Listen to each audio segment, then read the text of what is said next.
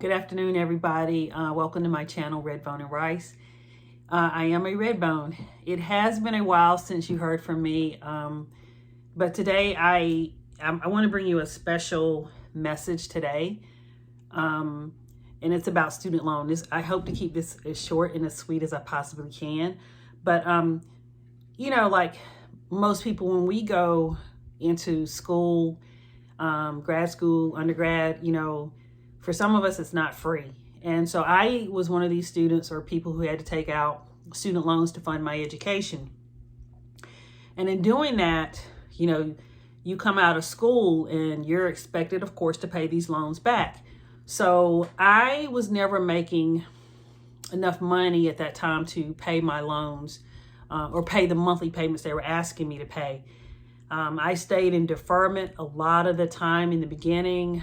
I stayed in forbearance a lot of the time in the beginning, and it just never seemed like it was getting easier to be able to pay these loans. And so I guess about 20 years ago, I was still living in Charlotte, and I had bought my first house, and I was living there, but I was struggling, y'all. I was struggling financially. The struggle was real. And so I remember praying to God or talking to God, and I was saying that I wanted to honor my student loan debt. I didn't want to run away from it. I didn't want to default. I didn't want to hide it. I didn't want to run or dodge the collectors who were calling. I wanted to honor the debt, and I didn't know how to do that. And I was just trusting him to help me. I said, God, I don't know how it's going to get done. I just know I need your help. I want to honor the debt. And so I remember periodically just remind God of that prayer, and I would say it again. And so after moving to Texas, I'm still struggling financially, but I had no doubt that I was supposed to be in Texas. And so I guess about maybe 4 years into being in Texas, maybe 2010, 2011, of course, I'm still struggling with the loans. They're still hounding me. And I couldn't pay what they were asking me to pay. And I finally just stopped paying. And for 2 months at that time, they garnished my wages. And I just said, well, they're going to have to do what they're going to have to do. And I'm just going to have to figure out how to make ends meet. And after garnishing me the second time, they called me and said, Ms. Hall, we want to work with you. We think we have a payment plan that might work for you. And they told me about the income-based repayment plan. And I did all the paperwork, applied, was approved, and had a payment that I could reasonably afford. And so I was making payments and everything, and things were looking up. And I was just happy, y'all, to be able to make the payment and make them on time. And so, years go by, 2013, I decide I want to buy a house. So, of course, you're thinking with that kind of debt, you can't buy a home. But I bought a home. And in fact, I've bought 3 homes since that time. So anyway, they set me up on a plan, and I'm paying everything fine. I moved to Florida. When did I move here? 2017. I moved to Florida in 2017. However, it was not until I was in Fort Myers that someone had told me about the public service loan forgiveness program. I had heard about it, but I didn't know if it was legit. But when this person told me about it, I said, go ahead and do it. You have nothing to lose and everything to gain. So I did the paperwork, followed the steps they told me. I had to go back to previous employers and get them to, basically just acknowledge, or complete the form to say I worked there during this time period or whatever.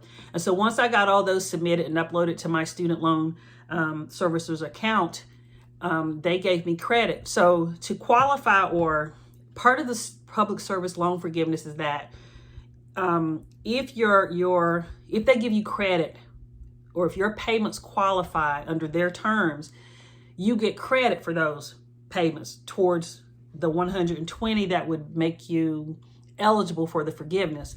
So when it was all said and done, I think I had about 84 payments that were credited towards that 120 number. And so in the last couple of months, I knew that there were 12 payments or so that I had not been given credit for. So I submitted the form back to my employer to update, and they sent that back to me, and I sent it to my loan servicer. So that was probably maybe a couple of months ago. So I went online, y'all. Here's the praise report. I went online on Tuesday, yesterday, and I was just checking because I was like, I haven't heard from them. They haven't told me what my, how many payments were credited towards that number. And I went online, logged into my student loan account, and I couldn't find any of the financial information. And I kept looking. I said, where's the information? It's not here. And I was like looking all over, in different tabs and stuff. And so I then decided, let me call these people and figure out what's going on with my account. So I called them. I'm on hold for 10 to 15 minutes. Y'all, I'm still like kind of dipping around in the account, and I see in the inbox that I have some alerts. And I said, let me look at these. I probably have already seen these already. So there are 4 alerts there that I had not opened. So I started with the oldest one first, and I opened that. And I think that was like from the summer. And I was like, it was just an update to how many of my payments were already qualified towards the 120 payments. And the other 2 were just some memos letting me know some things. And then the last one that I opened was dated Monday, January 17th. And I was like, oh, this is interesting. I thought, they would have been on holiday. So I opened that one. Y'all, it's this letter right here. But I had to keep reading this. And so I just want to share with you what this says. And I'm going to be totally transparent because I have nothing to be ashamed of. Everybody has experienced debt. Everybody's been in some kind of debt, but I have nothing to be ashamed of because this is such a joyous moment for me. But I want to share this with you. So this letter is dated, excuse me, wrong one. This one right here, sorry. So this letter is dated January 17th, 2022. And I'm going to give you a paraphrase version of this. Congratulations. On October 6th, 2021, the Department of Education announced a change to the Public Service Loan Forgiveness Program rules for a limited time that allows you to get credit for payments you've made on loans that wouldn't normally qualify for PSLF. As a result of this limited PSLF waiver, we conducted another review of your public service loan forgiveness certification and application and payment history. We have determined that you have successfully made the required monthly payments in order to have all or a portion of your loans listed below forgiven. Okay, y'all see where this is going? You see where this is going? Okay, so there are 2 loans listed on here. See? Right here, I have 2 loans. Here's the doozy. Loan number 1, $1,990.27. Amount forgiven. Outstanding balance, 0. Loan number 2, amount forgiven, $109,346.27 forgiven. Outstanding balance, 0.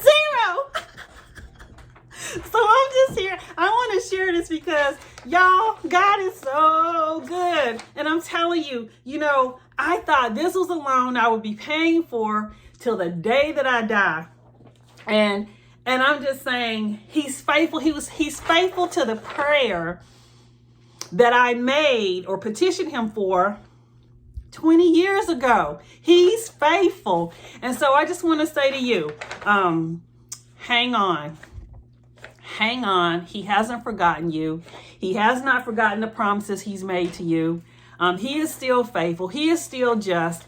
And I'm just so excited. I just want to share this good news with you and say to you, if you work in a public service field and you still have student loan debt that is weighing you down and burdening you, you need to make sure you get into a public service loan forgiveness program. I don't know how long these programs are going to be around. I just thank God his timing was perfect.